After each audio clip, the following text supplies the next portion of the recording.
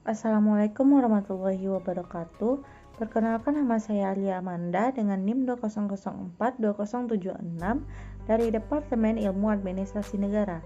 Video kali ini guna mempresentasikan tugas 4 pertemuan 12 Etika Administrasi Publik tentang pertanggungjawaban moral aparatur negara dan profesionalisme kerja aparatur negara, yang mana mata kuliah ini diampu oleh Ibu Yulia Hanuselina, SIP MAP. Pada kali ini saya akan membahas tentang materi pertemuan 12-14, poin 1 dan 2, yang mana poin pertama pertanggungjawaban moral aparatur negara dan poin yang kedua profesionalisme kerja aparatur negara. Poin pertama, pertanggungjawaban moral aparatur negara. Dalam kebijakan selalu terkait dengan pertanggungjawaban, yaitu pertanggungjawaban moral atau pertanggungjawaban hukum atau kedua-duanya.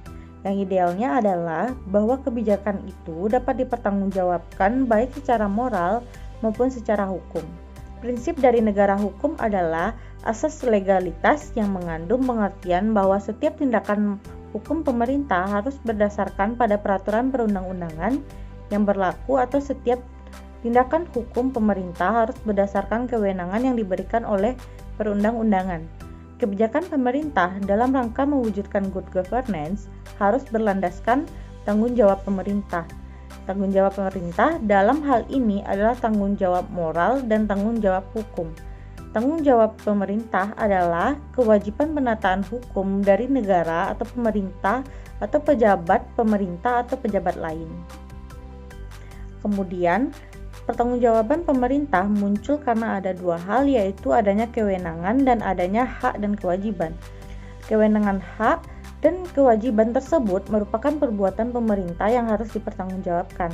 Pemerintah merupakan pihak yang paling bertanggung jawab atas kesejahteraan warga negara, dan untuk mewujudkan ini pemerintah diberikan wewenang untuk campur tangan dalam kehidupan masyarakat.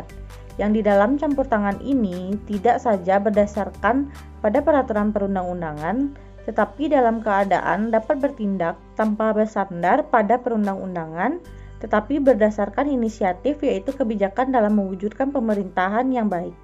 Kemudian, moral etika PNS. Sebagai unsur aparatur negara dan abdi masyarakat, pegawai negeri sipil memiliki akhlak dan budi pekerti yang tidak tercela, yang mana berkemampuan melaksanakan tugas secara profesional dan bertanggung jawab dalam menyelenggarakan tugas pemerintah dan pembangunan, serta bersih dari korupsi, kolusi, dan nepotisme. Setiap pegawai negeri sipil wajib bertakwa kepada Tuhan Yang Maha Esa, wajib memberikan pelayanan secara adil dan merata kepada masyarakat yang dilandasi kesetiaan dan ketaatan pada Pancasila, Undang-Undang Dasar 1945, negara, dan pemerintah, untuk menjamin agar setiap pegawai negeri sipil selalu berupaya terus meningkatkan kesetiaan, ketaatan, dan pengabdiannya tersebut. Ditetapkan ketentuan perundang-undangan yang mengatur sikap, tingkah laku, dan perbuatan pegawai negeri sipil baik di dalam maupun di luar dinas. Kemudian, poin kedua, profesionalisme kerja aparatur negara. Istilah profesionalisme berasal dari kata profesio, yang dalam bahasa Inggris profesio memiliki arti a vocation or occupation requiring advanced training in some liberal art of science and usually involving mental rather than manual work, as teaching engineering. Dari kata profesionalisme tersebut lahir arti profesional, quality atau status, terpenuhinya kecocokan antara kemampuan aparatur negara dengan kebutuhan tugas merupakan syarat terbentuk aparatur yang profesional. Artinya, keahlian dan kemampuan aparat merefleksikan arah dan tujuan yang dicapai dalam sebuah organisasi. Apabila suatu organisasi berupaya untuk memberikan pelayanan publik secara prima, maka organisasi tersebut mendasar profesionalisme terhadap tujuan yang ingin dicapai. Salah satu kegiatan pelayanan pemerintah yang memiliki intensitas pelayanan kepada masyarakat yang cukup tinggi adalah pelayanan bidang administrasi kependudukan di kantor Dinas Kependudukan dan Pencatatan Sipil. Intensitas pelayanan ini adalah berkaitan dengan cara kerja aparatur sipil negara dalam meningkatkan pelayanan administrasi kependudukan di kantor Dinas Kependudukan dan Pencatatan Sipil. Undang-Undang Nomor 24 Tahun 2013 tentang perubahan atas Undang-Undang Nomor 23 Tahun 2006 tentang administrasi kependudukan mengamanatkan bahwa Disdukcapil bertugas untuk menangani bidang pelayanan administrasi kependudukan dan menjadi satu-satunya instansi yang dapat menerbitkan dokumen kependudukan. Sangat banyak dokumen resmi yang harus dimiliki warga masyarakat sebagai bukti sebagai warga negara Indonesia umumnya, seperti memperoleh EKTP. Semuanya harus berurusan dengan kantor Dinas Kependudukan dan Pencatatan Sipil. Kemudian, profesionalisme dapat dilihat dari kreativitas atau creativity, kemampuan aparatur untuk menghadapi hambatan dalam memberikan pelayanan kepada publik dengan melakukan inovasi. Hal ini perlu diambil untuk mengakhiri penilaian miring masyarakat kepada birokrasi publik yang dianggap kaku dalam bekerja.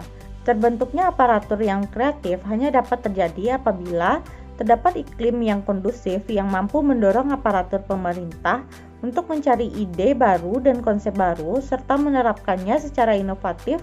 Kreativitas adalah salah satu penunjang terciptanya profesionalisme dalam pelayanan. Berbicara tentang kemampuan aparatur sipil negara dalam menciptakan kreativitas dalam memberikan pelayanan publik, maka dari dinas sendiri sudah mempersiapkan solusi-solusi jika mereka mendapatkan hambatan-hambatan yang timbul dari kalangan masyarakat. Kemudian, profesionalisme dilihat dari inovasi atau inovasi. Perwujudannya berupa hasrat dan tekad untuk mencari, menemukan, dan menggunakan cara baru, metode kerja baru dalam pelaksanaan tugasnya. Hambatan yang paling mendasar dari perilaku inovatif adalah rasa cepat puas terhadap hasil pekerjaan yang telah dicapai. Profesionalisme dari aspek inovasi sebagai bentuk perwujudan dari kecakapan birokrasi dengan mengandalkan kreativitas jajaran ASN. Birokrasi untuk menciptakan model kerja baru yang bertujuan untuk mempermudah penyelenggaraan tugas dan pelayanan masyarakat. Keterbatasan sumber daya yang profesional dan kurangnya keinginan aparat untuk berinovasi menjadi hambatan terbesar bagi birokrasi. Kemajuan teknologi yang hari demi hari terus berkembang, kurang mendapatkan perhatian dari aparatur. Pelaksanaan pekerjaan sebagai pengetahuan dan kemampuan yang dimiliki dan menganggap keinginan untuk mengembangkan kemampuan diri bukan menjadi prioritas, dan ada juga yang berpikiran bahwa kualitas dan profesionalisme aparat bukan diukur dari prestasi dan inovasi yang dihasilkan baik secara individu maupun secara berkelompok. Inovasi dianggap sebagai sebuah momok yang menakutkan dan jika tidak ingin dicap sebagai aparat yang tidak loyal. Dan yang terakhir, profesionalisme dilihat dari responsivitas atau responsivity. Kemampuan aparatur dalam mengantisipasi dan menghadapi aspirasi baru, perkembangan baru, tuntutan baru, dan pengetahuan baru. Birokrasi harus merespons secara cepat agar tidak tertinggal dalam menjalankan tugas dan fungsinya. Pengukuran kerja pada dasarnya digunakan untuk penilaian atas keberhasilan atau kegagalan pelaksanaan kegiatan, program, dan atau kebijakan sesuai dengan sasaran dan tujuan yang telah ditetapkan dalam rangka mewujudkan visi dan misi. Sekian dari saya. Semoga video kali ini bermanfaat dan mohon maaf jika ada kesalahan. Assalamualaikum warahmatullahi wabarakatuh.